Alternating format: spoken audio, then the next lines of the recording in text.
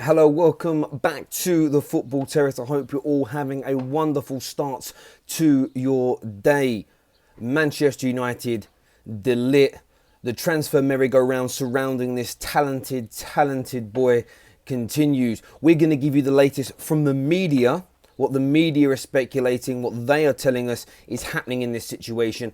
I'm of course going to give you my viewpoints and my opinions on this also, and some of my concerns surrounding this potential hijacking that Manchester United are attempting to do to De Ligt joining Barcelona. Of course, there are other interested parties as well.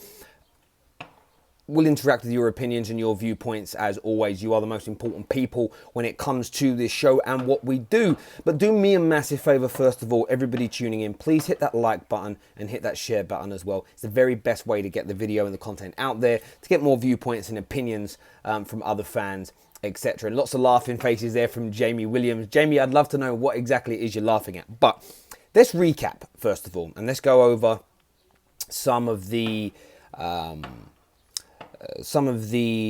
information that we've been given already or we've been told so far. Barcelona have been on and off favourites for a long time to sign De Ligt. It looked almost a certainty that he would join. Manchester United, as we know, were offered the opportunity to sign De Ligt, but there were conditions attached, huge amounts of money that would need to be paid. Mino Raiola said he could convince De Ligt to not join Barcelona and join Manchester United, but there had to be assurances in there for Paul Pogba as well surrounding a new deal for him or the potential for him to be able to leave the club. I, for one, felt that being bent over a barrel by Mino Raiola would be poor decision making by Woodward and the board. Liverpool Football Club have then showed a massive amount of interest in De Ligt and turned the player's head slightly, and there is still an opportunity for him to join Liverpool as well. A couple of days ago, Barcelona, via Sky Sports News, announced that they were set to sign him. The deal was almost done. Since then, what we learned is that Man United also made another attempt and another bid for the player. The bid was accepted by Ajax, but a contract of, I think it's around 13.3 million pound a year was turned down by De Ligt. Said it wasn't, if he was going to join Man United, he would need to be paid more money than that. So a 65 million pound bid initially. Barca have then increased theirs, so Man United is now out of date. But the contract offer that United put forward initially of around £235,000 a week was rejected by De Ligt as not being enough money. What we now are being told, so that's an overview of things I've heard, what the media has told us. He's been joining Liverpool, then he's been at Barca. Man United have supposedly bid, had it accepted. Ajax are now asking for more money because Barcelona have come in with a higher bid of around £70 million or the equivalent of. What we're now being told is that, look, Woodward is working really hard to get this deal done. That's great. What we're also now being told is that a world record bid, so if you're going to go above, remember, a world record bid for a defender is £75 million. Anything above that is going to be a world record. The media are telling us that United are going to significantly improve Barcelona's transfer offer to literally blow them out the water and significantly improve the contract offer they already made via Mino Raiola to De Ligt to join Manchester United. So if the boy's turning down £235,000 a week and we're making a significant improvement, I don't think £10,000 or £20,000 a week is a significant improvement when you're talking about that level of money. I'm thinking United are going to be offering somewhere between 15 and 16 million pound a year to sign a 19-year-old. And I don't worry about the club's money. The club has money. United are not going to go bankrupt. I'm not their accountant. It doesn't come out of my back pocket. And I want the very best players at my football club. And before I jump into your viewpoints and opinions on this, I'm just going to give you mine real quick. I can't get gassed about this signing maybe happening. I can't hypocrisize myself for things I've been talking about to you for 2 or 3 weeks. I want to sign the very best players in the world.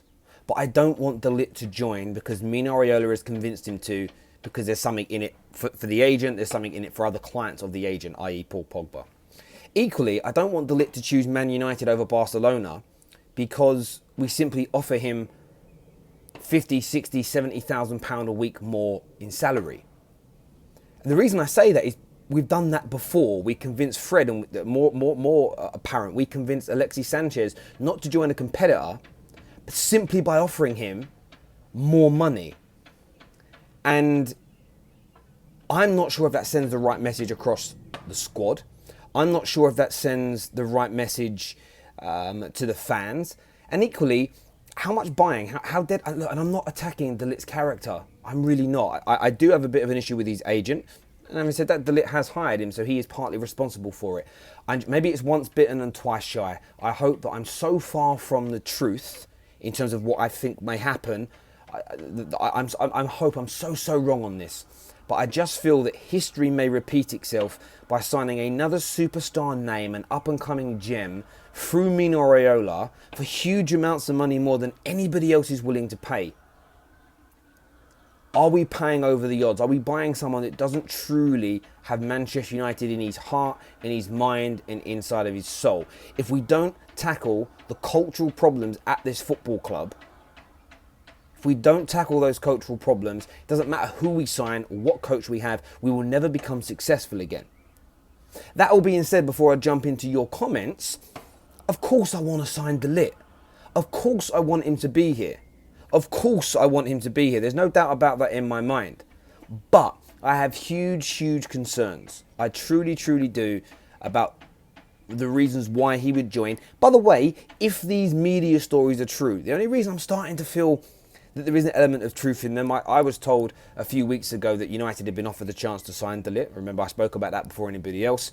And it's coming from too many media outlets across the continent and across multinational countries. So you're talking about Spain's talking about it, the Netherlands, France, England. It's too widespread for there to be no smoke without fire. It's really true. Someone's just told me that we spelt the word world wrong on the title.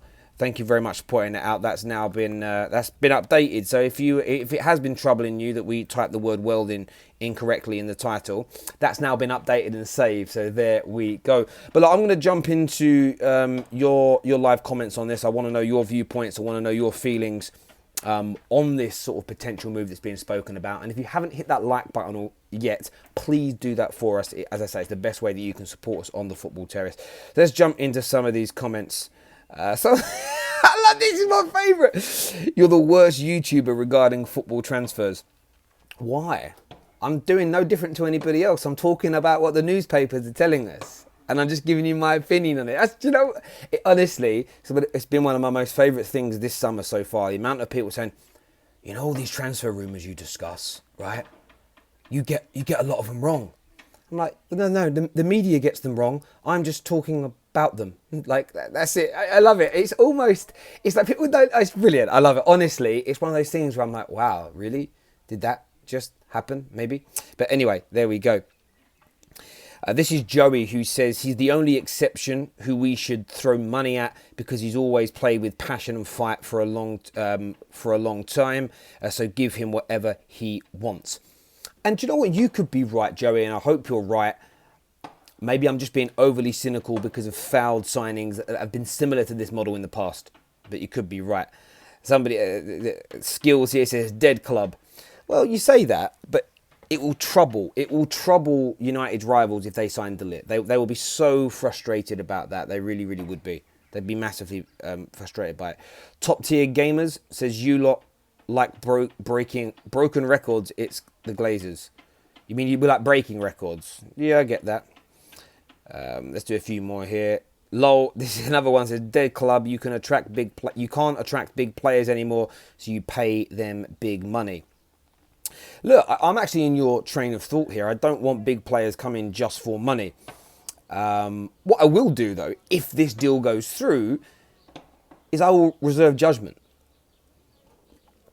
I will reserve judgment on the signing on the player until he has a body of games under his belt. He's been at the club for a period of time that is right to judge him over. Let's look at him in his first year. And if you see a player who is playing with heart, who is being consistent, who is delivering, then the decision to pay the extra money and blow the competitors out of the water is correct. But like anything in life, we can all have an opinion and a viewpoint before. But one thing I tend not to do, and I try not to do in life, is I will always I'll have a viewpoint on something before the fact. But I'm not stuck to that point. I won't look for confirmation bias and look to play down anything great he does to say, oh, I told you I was right. If it turns out to be I'm wrong and to have the fears that I have, then I will say so. But there we go. It's as simple as that. You're right, more money to a player to join isn't worth it, is what Sebastian says. And Anti-Panty says, I want him regardless, to be honest. He's a massive talent. I suppose the only one good thing to come out of it, regardless of how he performs, if we do stop a major European or UK rival signing him. There we go. And what would be really, really nice, I've seen a lot of Liverpool fans in the last week or so with, like, they've updated like their titles on Twitter and on YouTube to like Van Dijk De Ligt. So it'd be kind of funny because it shows how much they rated him. They wouldn't be able to say he's a waste man player or a deadwood or overhyped suddenly if United signed him. But there we go. Guy here says, sorry if you've covered this already, but James signing delayed due to the death of his father. Yes, I tweeted this morning about Daniel James, and it's one of those things where this is where football fans have got to relax their brains a little bit and calm down. Fees have been agreed. Everything regarding the transfer had been agreed. There was a delay. We never quite know what these delays are. Often they're personal. Often they are personal. People sorting out. Daniel James is a bit young for this as an example, but I know of occasions, because I haven't been involved in the transfer, but they've been my clients, where people have, when I worked in the private banking sector, they'd be moving clubs and be moving across the country, or they'd be moving abroad. And before they want it announced to the world, they want to discuss it with their family, with their wife, to sort out schooling for children. They want it kept as private as possible until it has to be announced. And often those things are more, as you say, schooling and moving family around, etc. Because a lot of footballers take their entire family everywhere they move with them. So it's a big thing for everybody involved. In this instance, people get very frustrated the deal isn't announced, and we find out there's a very emotive and such a sad reason for it not being announced behind the scenes. Man United fans that have been getting their knickers in a twist and crying about it should feel so utterly embarrassed with themselves for, again, lacking patience, lacking decorum, lacking any kind of dignity as a human being. But look, from my point of view, Daniel James, very, very sad news about his father. And look, the club will announce it when Daniel James is ready for it to be announced, because, of course, he's going to be questioned and mobbed. And he's not going to want that right now after his father passing away. And Daniel James is a young man. For it to happen to him at that age, it is so very, very sad. No doubt about it. And my heart goes out to him and his family. Matt Core says De Ligt is the closest thing we'll have to Roy Keane. He'll put Pogba, Lingard and Young in their place. He has a point to prove in a few years. If we do sign him, he will be a bargain. Well, that's the interesting thing. If say over the next 3 years, we start getting Van Dijk level leadership and performances from him, and it inspires people around him, and there is that improvement, 75, 85, 90, 100 million, it's worth the money. It's all worth the money. The problem you've got, it's just believing in Woodward. It's believing, and again, I hope this is not a Woodward deal. I hope that Ollie, this is what I hope, and this is the other point as well. I hope that Ollie is the one pushing for this. I hope Ollie is he might not literally be doing this, but on the phone to Woodward, get this done. Offer, what's the maximum we can offer? Let's please do it. I want him. I want it to be Ollie pushing this, rather than, like we know in the past, when it's been Pogba, when it's been Lukaku, Sanchez as examples. Jose Mourinho wasn't overly bought into buying them. The club were chasing them. Some of it was vanity. Some of it was owing favours to Mino Raiola. And some of it's just wanting to sign players that City are after. And that brings me on to another point. We haven't tackled this story in great detail because United are going after De Ligt as their number one target for centre-back, or so it appears. But there is a possibility that United will sign Harry Maguire.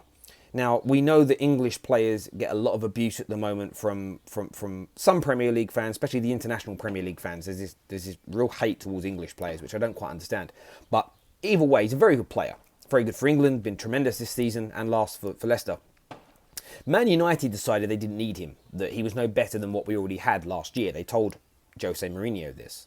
But suddenly, Pep Guardiola is interested in signing Harry Maguire. And reportedly, now Woodward thinks he would be a good alternative to De Ligt.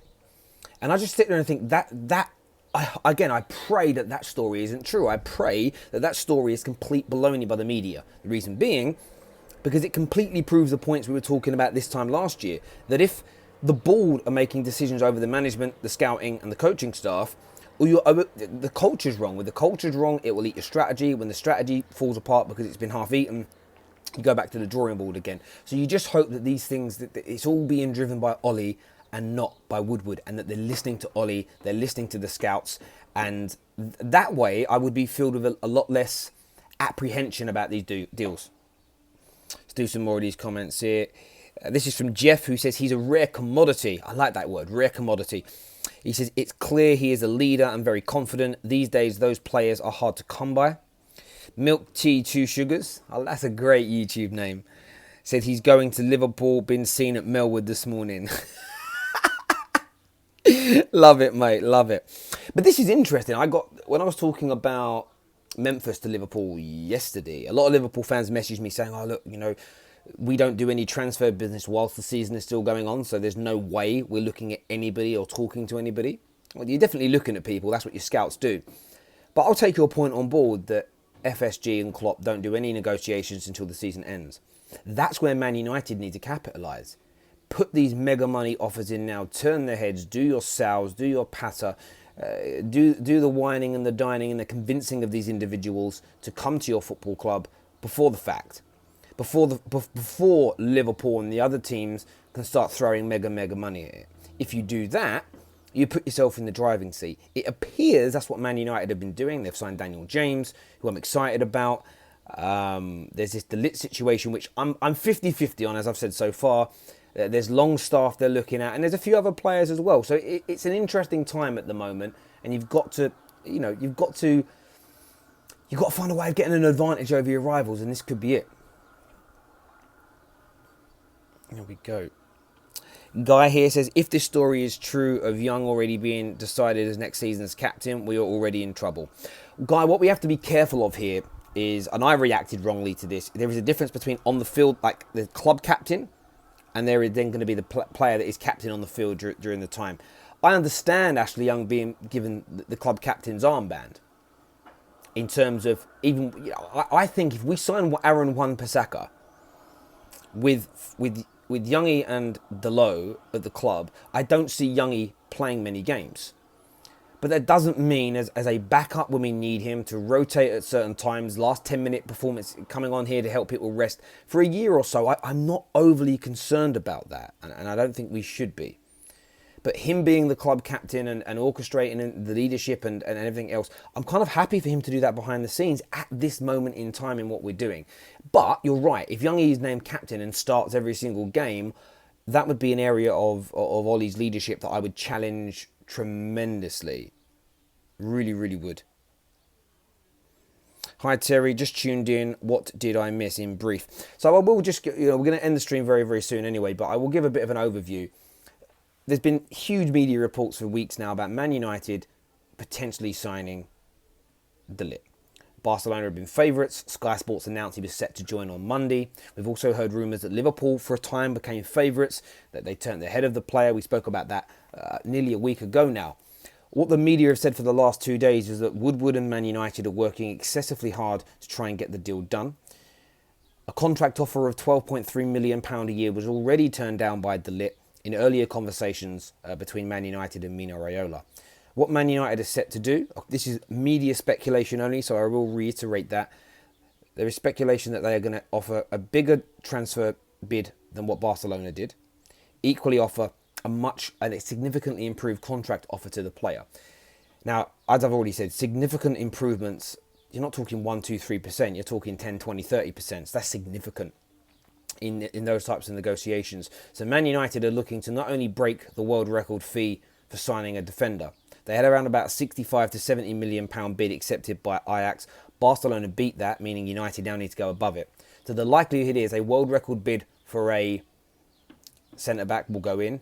And if these rumours are to be believed, De Ligt will become the highest played teenager in the history of football. So 2 world records broken in one signing of the most coveted and sought after defender in the player in the world right now. And it's interesting. I was listening to I can't remember what it was, either a podcast or a radio show. I listened to so many, and a number of people out there, experts and journalists, etc., all said the same thing. The team the team and club that signs De Ligt this summer has done the best bit of business. And look, only time is going to tell as to whether or not that is true. We're never gonna quite know the answer to that until we actually see him play. But from my perspective, exceedingly excited, but also apprehensive at the same time because of our failings when spending big money in recent times also. Let's do a few more comments here. Sport Guru says, De Ligt is an investment because he's young. He might want to go to England first and then go to Spain when he's 25, 26. Absolutely. And if he's brilliant, if he's going to be 75, 80 million now, and then he's brilliant for 3 or 4 or 5 years for Man United, and then Barca want him, you're getting £200 million for him because of inflation and the growth of an individual. So yeah, a very good investment if he plays well. Another comment from Evan says, Leon Bailey, Nicholas, Pepe, Koulibaly and Ruben Neves is all we need. Look, if we sign those 4 players, or 3 of those 4 players, one's got to be a centre, I'd be happy. I do think a fullback is needed. Daniel James is already on his way in, so that there are a number of those positions already being filled. And there's a few other areas. Terry, talk about Brexit. No. Thank you for the super chat there, but there's no comment. I'm not talking about Brexit. I am going to go and vote today. I think it's my civic duty to go and vote, but